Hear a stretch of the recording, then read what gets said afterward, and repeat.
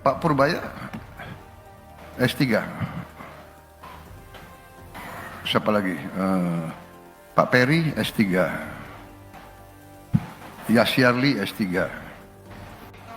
Aja. Sebenarnya hubungan Prabowo dengan Gibran pun juga gak bagus-bagus amat. Benar gak sih? Nah, Pramwan, ini semuanya bermula dari manuvernya Gibran. Kalau ternyata ini berhasil dan kemudian ternyata Gibran memang harus tidak lagi sebagai wakil presiden, dinyatakan tidak sah. Ada yang mau kabur. Ada yang mau kabur. Kabur aja. Kok kabur aja ke sana? Silakan. Presiden Prabowo Subianto adalah sosok pemimpin yang tegas, berintegritas, dan selalu mengutamakan kepentingan rakyat di atas segalanya.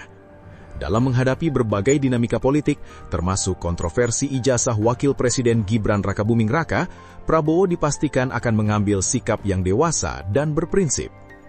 Kontroversi ijazah Gibran yang terus bergulir, termasuk gugatan perdata senilai 125 triliun rupiah yang diajukan warga, telah menciptakan keresahan dan kegaduhan berkepanjangan di masyarakat. Polemik ini mirip dengan yang dialami Jokowi, ayahanda Gibran sendiri, di mana isu ijazah terus dipermasalahkan dan menjadi bola liar yang mengganggu stabilitas. Gugatan tersebut tidak sekedar menyoal keabsahan dokumen pendidikan, melainkan juga menuntut agar pencalonan dan jabatan Gibran sebagai wakil presiden dinyatakan tidak sah, serta meminta Gibran mundur untuk menghentikan polemik yang tak kunjung usai. Ya, Gibran kan anak baik tuh, apalagi kalau dia minta mengundurkan diri, baik bagus etikanya tuh. Ya demi bapaknya dong. Itu mengundurkan diri gimana? Dia mengundurkan diri dari jabatan sebagai wakil presiden. Kedaruratannya apa? Gak ada darurat di situ. Itu cuman demi kemanusiaan bagi bapaknya tuh yang dibully terus. Tapi efek epidermisnya itu. Ijazah dia, ijazah gaib lah itu. Ijazah itu gaib, nggak ada kira-kira nggak ada, sama gaibnya dengan ijazah bapaknya. Bapaknya bohong tentang ijazah, anaknya juga mau bohong tentang ijazah. Bung, ini kalau dituntut itu berapa triliun itu oleh Pak Palal itu. Pak Palal itu menuntut, sekian triliun. Dan duit itu bukan untuk Pak Palal. Duit itu harus dimasukkan kembali ke negara. Ke negara itu artinya itu duitnya rakyat. Wah, itu keren, Bung. Dituntut, dan kalau itu akan terbukti, insya Allah dia terbukti, ya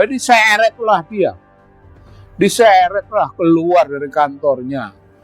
Apa maksudnya? Yaitu kata lengser,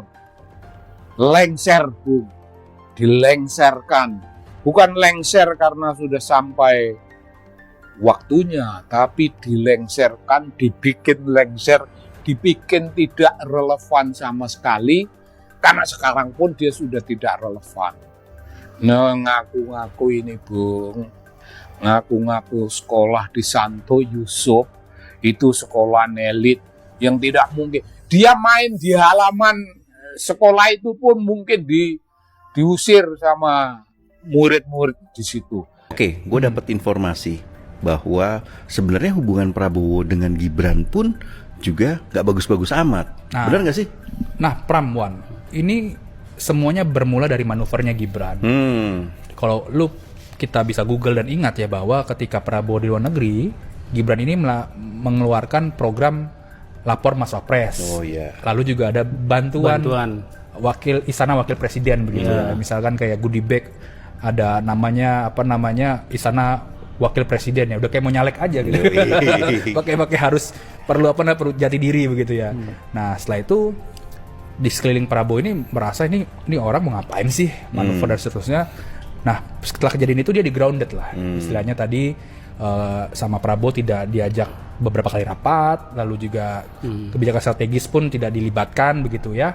Dan Gibran kalau terlihat di istana presiden pun ketika rapat besar gitu ya, sidang kabinet begitu, barulah ada Gibran di situ. Tapi kalau rapat terbatas dan beberapa kebijakan bisa dilihat teman-teman di Instagram ataupun di Google, itu Gibrannya nggak ada, lagi bagi-bagi susu.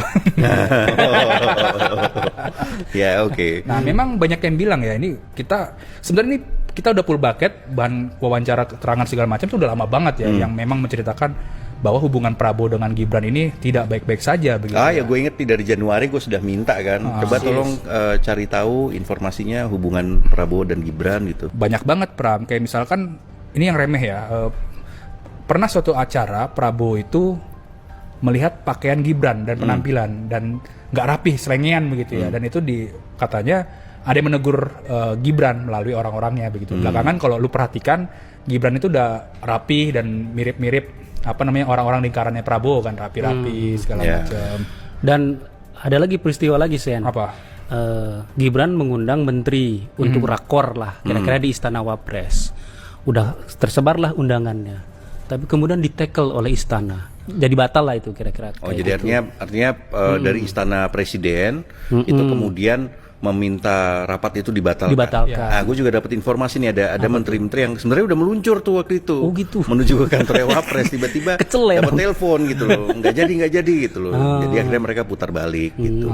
Oke, jadi kita melihat konstelasinya sekarang semacam itu ya. Jadi memang Gibran tidak tahu apa tugasnya gitu. Jadi dengan kata lain sebetulnya dalam penilaian Bapak, Gibran selama ini juga tidak bekerja. Artinya tidak melakukan tugas-tugas kenegaraan, Pak. Artinya juga, tapi buat Prabowo itu tidak masalah gitu. Tapi ketika Gibran melakukan kegiatan-kegiatan yang dipandang orang bilang sekedar main-main gitu ya, sehingga ini menjadi sasaran persoalan pemakzulan, maka diberilah legitimasi buat Gibran. Gibran, ini kerjaan kamu loh, ini tugas negara. Nah ini untuk menutupi gitu ketidaktahuan Gibran atau kekurangan wawasan Gibran dalam bertanggung jawab terhadap pekerjaan. Harusnya kan ini tidak perlu disampaikan seperti itu. Harusnya Gibran, kalau Gibran cerdas, dia sudah melihat, oh ini tugas saya, ini tugas saya. Harusnya dia melaporkan kepada presiden, Pak, ini tugas saya berdasarkan. Tapi kan terbalik, seolah-olah jadi memang Gibran tidak tahu apa tugasnya gitu. Nah, dalam situasi seperti ini makanya Prabowo segera mengambil langkah.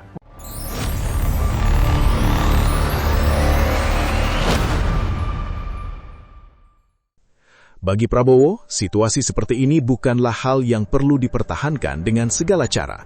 Beliau tentu akan ikhlas jika Gibran memilih mundur demi keadilan dan ketenangan bangsa apabila bukti-bukti yang disajikan memang terbukti di mata hukum sesuai dugaan banyak pihak. Prabowo bukan pemimpin yang memelihara konflik atau melindungi dinasti politik. Baginya, jabatan publik adalah amanah rakyat, bukan hak pribadi atau keluarga.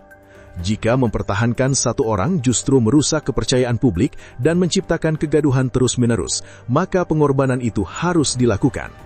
Karakter kepemimpinan Prabowo sudah sangat dikenal, tegas dan tidak pandang bulu. Beliau selalu terbuka menerima kritik konstruktif, bahkan yang paling keras sekalipun. Jika ada pejabat, siapapun dia, yang dinilai tidak becus, bermasalah, atau tidak memenuhi syarat, Prabowo tidak segan meminta yang bersangkutan mundur. Bahkan beliau rela memecatnya demi menjaga marwah pemerintahan dan kepentingan rakyat. Itulah gaya kepemimpinan Prabowo, disiplin, bertanggung jawab, dan orientasi pada hasil, bukan pada loyalitas buta atau pertimbangan politik sempit. Dalam konteks ini, sikap Prabowo yang ikhlas melepaskan Gibran jika terbukti bermasalah akan menjadi bukti nyata bahwa pemerintahannya bersih, adil, dan pro-rakyat. Rakyat Indonesia tidak butuh pemimpin yang lemah dan penuh drama. Mereka butuh pemimpin yang berani mengambil keputusan berat demi kebaikan bersama, menghentikan kegaduhan, dan memfokuskan energi pada pembangunan nyata. Prabowo Subianto adalah pemimpin seperti itu. Demi keadilan bagi rakyat dan masa depan Indonesia yang lebih baik, beliau siap mengambil jalan yang benar meski pahit.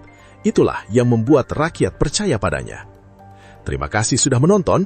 Jangan lupa like, share, subscribe, dan tinggalkan jejak pendapat kalian di komentar ya.